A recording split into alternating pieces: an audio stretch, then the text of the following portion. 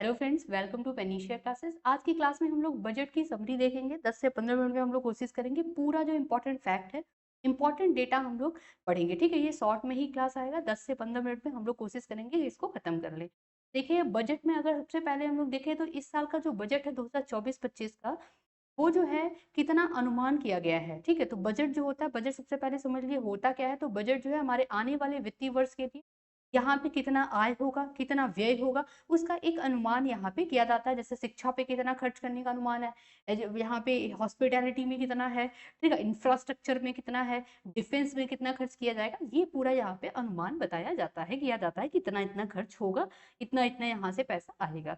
तो देखिए, जो बजट का सबसे पहले आकार याद कीजिए कितना है। तो आकार जो है 48,20,512 करोड़ का है। यानी कि आप इसको सीधे ऐसे याद कीजिए, 48 लाख करोड़ का बजट आया है। ये पेश हुआ है, कल ही पेश हुआ है। ठीक है, अब यहाँ पे अगर देखते हैं तो डेटा आप देखिए कि ब्याज में कितना पर यहाँ पे अनुमानित किया गया है। तो ब्याज जो है वो, यहाँ पे जो ब्याज का पैसा है वो 11,62,940 है। रक्षा में देखिए तो मोटा मोटा आप समझ लीजिए यहाँ पे 454,000 यहाँ पे करोड़ है। और ये देखिए यहाँ पे ये सारे जो डेटा हैं वो करोड़ में ही है। स्वास्थ्य पे देखिए, एजुकेशन पे ये इंपॉर्टेंट हो जाता है, 89,000 करोड़ है। ठीक है, अब इसमें जो आता है ये पूछता है एग्जाम में ऐसे कि आपके जो जीडीपी है उसका कितना परसेंट स्वास्थ्य पे खर्च किया जाएगा, जीडीपी का कितना परसेंट रक्षा पे खर्च किया जाएगा। ठीक है, ज्यादातर परसेंटेज ही पूछते हैं। पूर्वोत्तर के विकास के लिए, नॉर्थ ईस्ट के डेवलपमेंट के लिए 5,900 करोड़ रुपए खर्च किए जाएंगे। तो ये जो है जीडीपी का कितना परसेंट खर्च किया जाएगा, इसके नंबर भी पूछ लेते हैं, तो ये भी याद रखिएगा।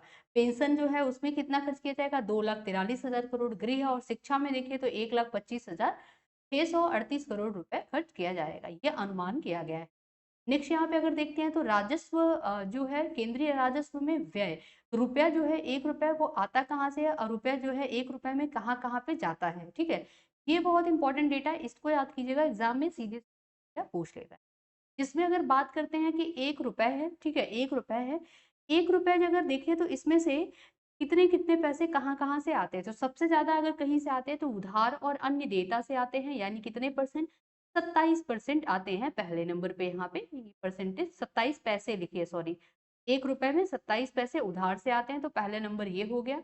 दूसरे नंबर पे अगर देखते हैं यहाँ पे तो दूसरा नंबर आयकर है यहाँ पे। ठीक है, सेकंड नंबर पे आयकर से आता है। और थर्ड नंबर अगर यहाँ पे देखते हैं तो उसके बाद यहाँ पे जीएसटी और अन्य कर से थर्ड नंबर पे पैसा आता है। ठीक है, रुपया आता है। तो अब देखिए 18 पैसे यहाँ से आते हैं। अगर देखते हैं यहाँ पे आयकर के बाद आएगा आपका जीएसटी, जीएसटी के बाद अगर देखते हैं तो आता है आपका यहाँ पे कर, विभिन्न प्राप्तियां, भिन्न प्राप्तियां जो है उनसे आता है, और सीमा शुल्क से 4 पैसे आएगा।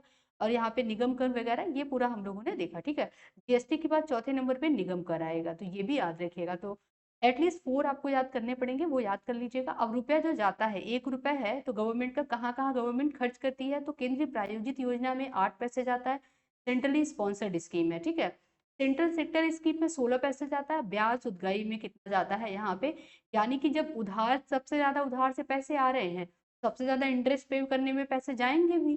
तो ये चीज कॉमन सेंस से याद कर सकते हैं कि सबसे ज्यादा यहाँ पे क्या है, ब्याज उदगाई, यानी कि जो इंटरेस्ट पे करते हैं, उससे भी ज्यादा यहाँ पे पहले नंबर पे राज्यों का हिस्सा है। तो सबसे पहले नंबर पे राज्यों के हिस्से में जो जाता है यहाँ पे, वो पहले नंबर पे, दूसरे में यहाँ पे इंटरेस्ट पेमेंट में आएगा, तीसरे नंबर पे सेंटर सेक्टर स्कीम आएगा, चौथे नंबर पे अगर देखिए आप यहाँ पे तो 16 ये हो गया। और चौथे नंबर पे अगर हम लोग देखते हैं तो आता है आपका यहाँ पे वित्त आयोग अन्य नियंत्रण आता है, फिर इसके बाद अन्य व्यय आता है। ये पूरा याद कीजिएगा, ये इंपॉर्टेंट है। ठीक है फ्रेंड्स, इसकी जो इसका पूरा पीडीएफ है ये मैंने प्रोवाइड करा दिया है टेलीग्राम पे, आप लोग डाउनलोड कर लीजिएगा। क्योंकि कल ही मैंने इसको डिटेल में क्लास लिया था, तो वो लगभग 51 मिनट का क्लास चला गया था।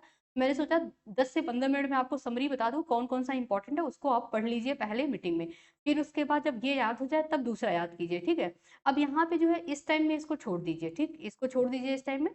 आपको डिटेल में पढ़ना होगा तो आप पीडीएफ प्रोवाइड करा दिए गए हैं टेलीग्राम पे, उस पर ले करके आप पढ़ लीजिएगा। अब इंफ्रास्ट्रक्चर में क्या किया गया है, तो इंफ्रास्ट्रक्चर में अगर बात करते हैं तो यहाँ पे पूंजीगत व्यय के लिए, यानी कैपिटल एक्सपेंडिचर के लिए, यहाँ पे 11,11,111 करोड़ का प्रावधान किया गया है। ये इंपॉर्टेंट है, इसको याद कीजिएगा।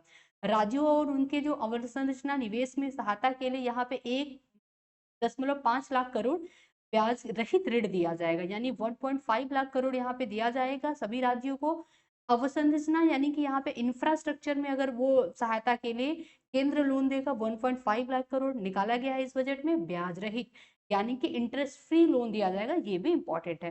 प्रधानमंत्री ग्राम सड़क योजना का यहाँ पे चरण 4 को स्टार्ट किया गया, जिसके तहत 25,000 ग्रामीण जो बसावटों के लिए 12 मासी सड़क मुहैया कराया जाएगा। ये चीज इंपॉर्टेंट है, इसको याद कीजिएगा। फिर आता है यहाँ पे रेल बजट, इसको अभी छोड़ दीजिए। पूरा डिटेल में पढ़ना होगा तो टेलीग्राम पे जाकर के डाउनलोड कर लीजिएगा, उससे पढ़ लीजिएगा, ठीक है। फिर देखते हैं यहाँ पे राजकोषीय घाटा, अगर बात करते हैं यहाँ पे ये इंपॉर्टेंट हो जाता है, ये सकल राजस्व, प्रत्यक्ष कर, अप्रत्यक्ष कर। तो अगर सकल राजस्व देखते हैं तो यहाँ पे ग्रॉस टैक्स जो रिवेन्यू देखते हैं यानी सकल कर राजस्व, तो वो 2024-25 का डेटा देखे जो बजट में आया है तो जीडीपी का 11% है, ठीक है। प्रत्यक्ष कर डायरेक्ट कर कितना है, जीडीपी का 6.8% है। अप्रत्यक्ष कर इनडायरेक्ट कर कितना है, तो ये जीडीपी का 5% है, ये भी याद करिएगा। फिर आता है यहाँ पे अगर देखते हैं घाटे की प्रवृत्तियां, तो जीडीपी का प्रतिशत घाटे में देखते हैं तो राजकोषीय घाटा आता है, फिस्कल डेफिसिट, ये कितना है तो 2000, ये बहुत इंपॉर्टेंट है, इसको डबल स्टार कर लीजिए, इसको याद कर लीजिएगा। तो ये जो जीडीपी का कितना है 4.9% है, यानी 2024-25 के बजट में जीडीपी का 4.9% है फिस्कल डेफिसिट यानी राजकोषीय घाटा। राजस्व घाटा की बात करें तो 1.8%। अब इसका एक चीज और याद कीजिएगा, जो संशोधित डेटा आया है, जो कि आपका इकोनॉमिक सर्वे जो एक दिन पहले आता है बजट से, उसमें संशोधित डेटा आया है, तो 2023-24 में अगर बात करें राजकोषीय घाटा कितना रहा है, तो ये जो आपका रहा ये 5.8% रहा। लमसम उतना ही रहा जितना यहाँ पे अनुमान किया गया था, 2023-24 के बजट में अनुमान किया गया था 5.9%, और यही रहा 5.8% लगभग रहा, ठीक है, ये याद कीजिए। प्राथमिक घाटा 1.8% है, तो आप ये याद कीजिएगा, राजकोषीय घाटा बहुत इंपॉर्टेंट है, एग्जाम में पूछ लेता है, ठीक है। फिर अगर ये प्राथमिकता के बारे में देखें तो चातुर्विद समृद्धि यानी कि चारों दिशाओं में प्रॉस्पेरिटी बढ़ाने के लिए सशक्त विकास के पथ पे ये बजट पूरा रहा, जिसमें कि कृषि क्षेत्र में उत्पादकता बढ़ाना, लचीलापन लाना, रोजगार एवं कौशल में विकास करना, समावेशी मानव संसाधन विकास और सोशल सिक्योरिटी पे काम यहाँ पे दिया गया है, जो विनिर्माण और सेवा में दिया गया है, इंफ्रास्ट्रक्चर पे है, ठीक, अर्बन यहाँ पे डेवलपमेंट पे जोर दिया गया है, ऊर्जा संरक्षण पे है, इनोवेशन पे है, इंस्टीट्यूशन के विकास के लिए यहाँ पे दिया गया, नई पीढ़ियों के सुधार के लिए यहाँ पे जो है रोजगार के लिए भी बात की गई है बजट में, ठीक है। ईपीएफओ के थ्रू उनको मिलेगा, ये भी देखेंगे अभी। अब देखिए यहाँ पे पूंजी और उद्यमिता सुधार के लिए यहाँ पे क्या किया गया है, तो वित्तीय क्षेत्र में विजन और रणनीतिक दस्तावेज के लिए अगले 5 वर्ष के लिए यहाँ पे एजेंडा ये सेट किया जाएगा, ठीक है। अगर बात करते हैं रोजगार और कौशल विकास में, तो प्रधानमंत्री का जो पैकेज है रोजगार से जुड़े प्रोत्साहन के तहत 3 योजनाएं घोषित की गई। ये 3 योजनाएं इंपॉर्टेंट हो जाती है। योजना ए में क्या बोला गया, पहली बार रोजगार पाने वाले जो व्यक्ति हैं उनको EPFO employ provident fund organisation के थ्रू उनको पहली बार क्या किया है, अगर किसी ने ईपीएफओ के थ्रू पहली बार पंजीकरण किया है तो उसको 1 माह तक का वेतन मिलेगा। वो जो वेतन है वो 15,000 रुपए तक की राशि मिलेगी, जो कि 3 किस्तों में प्रत्यक्ष लाभ अभ्यंतरण अंतरण कहने का मतलब क्या है, डायरेक्ट बेनिफिट ट्रांसफर, यानी आपके खाते में पहुंच जाएगा डायरेक्ट, ठीक है। तो ये ईपीएफओ में पहली बार जो रजिस्ट्रेशन कर रहे हैं, पंजीकृत कर रहे हैं, उनको 15,000 रुपए तक की राशि मिलेगी, 3 किस्तों में मिलेगी। योजना बी में देखे थे विनिर्माण क्षेत्र में रोजगार सृजन किया जाएगा, ठीक है। और अगर यहाँ पे देखें योजना सी में क्या बोला है, नियोक्ताओं के समर्थन के लिए यहाँ पे बात की गई है। अब यहाँ पे विनिर्माण के क्षेत्र में रोजगार पाने वाले पहले 4 वर्ष में उनके ईपीएफओ योगदान के अनुसार कर्मचारी और नियोक्ता दोनों को प्रत्यक्ष प्रोत्साहन यहाँ पे उपलब्ध कराया जाएगा, ठीक है। अब देखिए यहाँ पे सुरक्षा, ऊर्जा सुरक्षा के लिए उपभोक्ता पहुंच और किफायत की बात की गई है, जिसमें पीएम सूर्य घर मुफ्त बिजली योजना के तहत, ये इंपॉर्टेंट स्कीम है, इसको याद कीजिएगा। इस बजट में इसको चर्चा की गई, तो पीएम सूर्य घर मुफ्त बिजली योजना की चर्चा अभी बजट में की गई है। 1.28 करोड़ से अधिक पंजीकृत किए गए हैं, और यहाँ पे इंटरिम बजट के समय भी इस स्कीम को मतलब का जिक्र किया गया था, और 14 लाख आवेदन यहाँ पे प्राप्त हुए हैं, ये बताया गया है, ठीक है। नेक्स्ट यहाँ पे अगर देखते हैं इंक्लूसिव डेवलपमेंट में, इंक्लूसिव डेवलपमेंट आता है, सोशल सिक्योरिटी आता है, समावेशी मानव संसाधन, तो महिलाओं और बालिकाओं को लाभ पहुंचाने वाली योजनाओं के लिए 3 लाख करोड़ रुपए यहाँ पे आवंटित किए गए हैं, निकाले गए हैं। और यहाँ पे देखते हैं भारतीय डाक भुगतान बैंक में 100 से अधिक शाखाएं यहाँ पे नॉर्थ ईस्ट के क्षेत्र में खोली जाएंगी, ये भी इंपॉर्टेंट है, ठीक है। नेक्स्ट यहाँ पे इनडायरेक्ट टैक्स के लिए बात करते हैं, तो यहाँ पे कैंसर मरीजों को राहत देने के लिए 3, और दवाओं पर जो है जो सीमा शुल्क कर है उसको एकदम हटा दिया जाएगा, शून्य कर दिया जाएगा इसके तहत, ठीक है। अगर बात करते हैं यहाँ पे mobile phone, mobile PCBA, mobile charger, यहाँ पे इसको कस्टम ड्यूटी इस पे से 15% करने का प्रस्ताव है।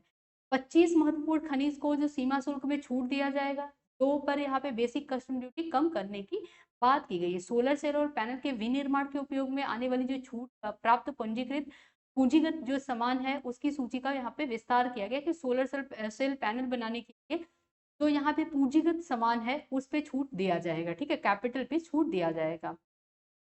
फिर देखते हैं यहाँ पे, तो देखिए औद्योगिक प्रशिक्षण संस्थान का उन्नयन और कौशल विकास कार्यक्रम के लिए यहाँ पे हब और स्पोक व्यवस्था के तहत 5 साल में 1000 यहाँ पे ITI का उन्नयन किया जाएगा। और यहाँ पे देखते हैं अगर शीर्ष कंपनियों में इंटर्नशिप, तो जो शीर्ष कंपनियां हैं भारत की, जो शीर्ष कंपनियां उसमें 5 साल में 1 करोड़ युवाओं को कौशल प्रशिक्षण देंगी। ये इस बजट में बोला गया है कि इंटर्नशिप उन्हें देना पड़ेगा। भारत यहाँ पे है क्या, 5,000 रुपए की मासिक जो मानदेय के साथ 12 माह की प्रधानमंत्री इंटर्नशिप दी जाएगी। इसमें होगा क्या कि कुछ जो होगा वो कंपनियां यहाँ पे पे करेंगे और कुछ जो है प्रधानमंत्री जो इंटर्नशिप के तहत यहाँ पे गवर्नमेंट के द्वारा दिया जाएगा। कुल मिला के फिर वो स्टूडेंट जो इंटर्नशिप करेगा उनको मासिक वेतन मिलेगा, ठीक है। तो 12 महीने तक ये मान्य रहेगा, 5,000 रुपए तक दिया जाएगा, ये भी याद रखिएगा। रोजगार कौशल विकास में देखें तो उद्योगों के सहयोग से कामकाजी महिला जो है उनके हॉस्टलों और शिशु गृहों की स्थापना की जाएगी। सरकार संवर्धित कोर्स की गारंटी के साथ 7.5 लाख करोड़ रुपए तक की ऋण की सुविधा के लिए मॉडल कौशल ऋण यहाँ पे योजना संशोधित किया जाएगा। इससे इस उपाय से प्रतिवर्ष 25,000 छात्रों को क्या मिलेगी, मदद मिलेगी, ठीक है।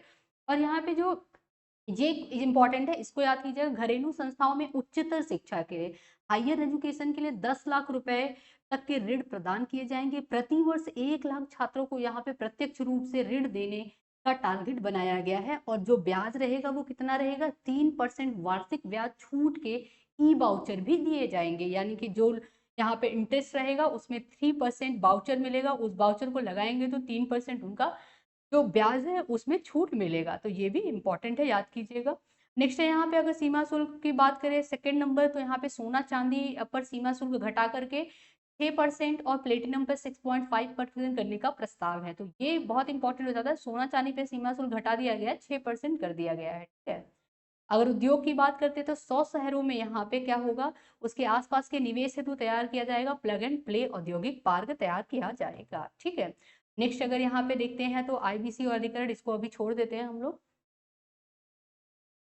अब ये इंफ्रास्ट्रक्चर बहुत इंपॉर्टेंट हो जाता है, बहुत इजी है याद करना इंफ्रास्ट्रक्चर। बहुत क्या किया गया इंफ्रास्ट्रक्चर के क्षेत्र में, अगर देखें तो बिहार को हाईलाइट किया गया है, तो बिहार में किया गया है। तो देखिए अमृतसर कोलकाता औद्योगिक गलियारे पर यहाँ पे गया में औद्योगिक केंद्र का विकास किया जाएगा। 26,000 करोड़ रुपए की कुल लागत से निम्नलिखित सड़क संपर्क परियोजनाओं का विकास किया जाएगा। अब ये 26,000 करोड़ रुपए की लागत से बनेगा क्या क्या, पटना पूर्णिया एक्सप्रेसवे, बक्सर भागलपुर एक्सप्रेसवे, बोधगया राजगीर वैशाली दरभंगा में सड़कों के काम में तेजी लाई जाएगी। बक्सर में गंगा नदी पर नया 2 लेन वाला यहाँ पे पुल बनाया जाएगा। ये सारा जो होगा इसके लिए बजट एलोकेट किया गया है, कितना किया गया है, 26,000 करोड़ का, ठीक है। ये भी याद कीजिएगा। श्रम सुधार के लिए क्या किया गया, ई श्रम पोर्टल खोला गया जिसमें एकीकृत यानी कि सारे मुद्दे को यहाँ पे ही ला करके एक समाधान पोर्टल बनाया जाएगा जिसपे किया जाएगा। ये पहले भी हो चुका है। भूमि सुधार के लिए यहाँ पे कार्यवाही क्या की गई है, तो ग्रामीण क्षेत्रों में सभी जमीनों को अनन्य भूखंड पहचान संख्या दी जाएगी और ग्रामीण क्षेत्रों में विकरण कार्यालय स्थापित किए जाएंगे, इस बजट में बोला गया है, ठीक है। विनिर्माण और सेवा के क्षेत्र में अगर देखते हैं तो MSME के बारे में देखते हैं, micro small medium enterprises, MSME के बारे में अगर देखते हैं यहाँ पे, तो इसमें MSME सेक्टर को दबाव के दौरान बैंक ऋण आसानी से मिलता रहे, इसके लिए जो है एक नई व्यवस्था की घोषणा की गई है। मुद्रा लोन को 10 लाख से यहाँ पे 20 लाख तक बढ़ाया जाएगा, ये बहुत इंपॉर्टेंट है, याद कीजिएगा।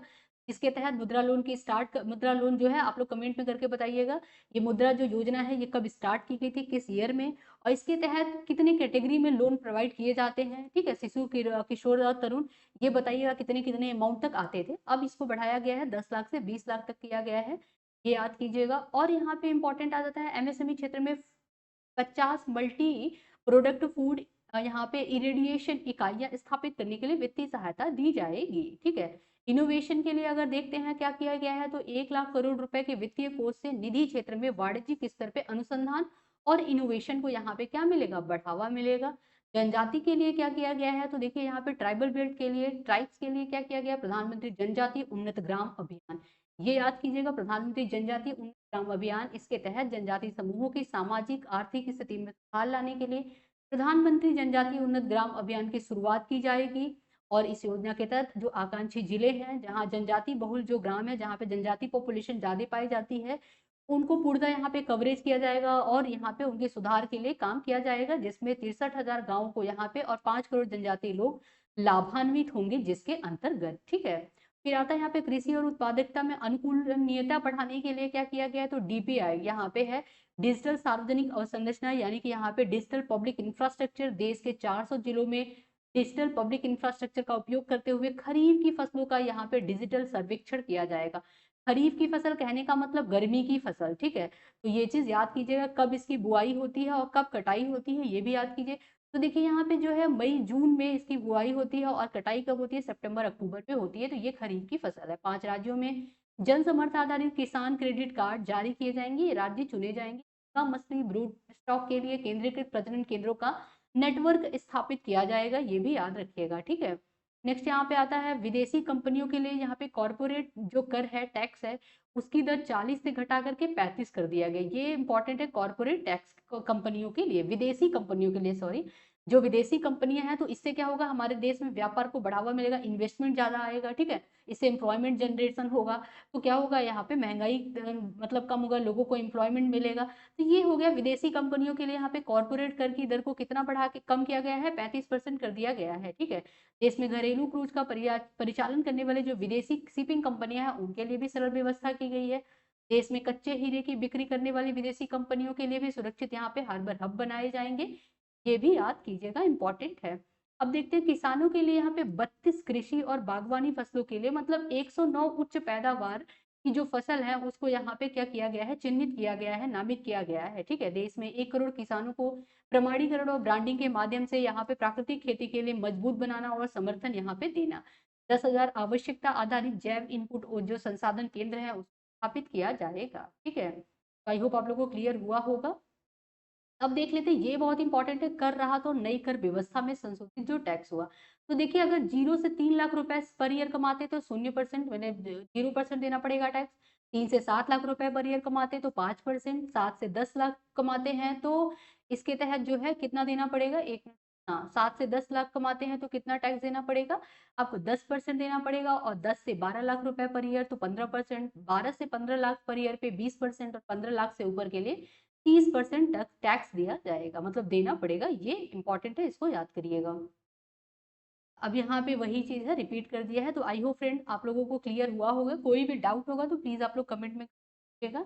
अगर आपको ये पूरा चाहिए पीडीएफ आप लोग को, तो टेलीग्राम का जो लिंक है वो नीचे डिस्क्रिप्शन में दिया गया है, जा करके आप चाहिए और ले लीजिएगा, मतलब उसको डाउनलोड कर लीजिएगा। ठीक है। यहाँ पे शॉर्ट में पढ़ाया गया है 10 से 15, डिटेल में पढ़ना है तो 50 से 51 मिनट का वीडियो पढ़ा है, लाइव कल ही मैंने लिया था, वो पढ़िएगा। ये शॉर्ट में पढ़ाया गया है जो इंपॉर्टेंट है एग्जाम के लिए। ठीक है। तो अगर आप लोग को पसंद है तो प्लीज आप लोग लाइक कीजिए, शेयर कीजिए, सब्सक्राइब कीजिए। इतना ही, नेक्स्ट क्लास में मिलती हूँ, तब तक के लिए।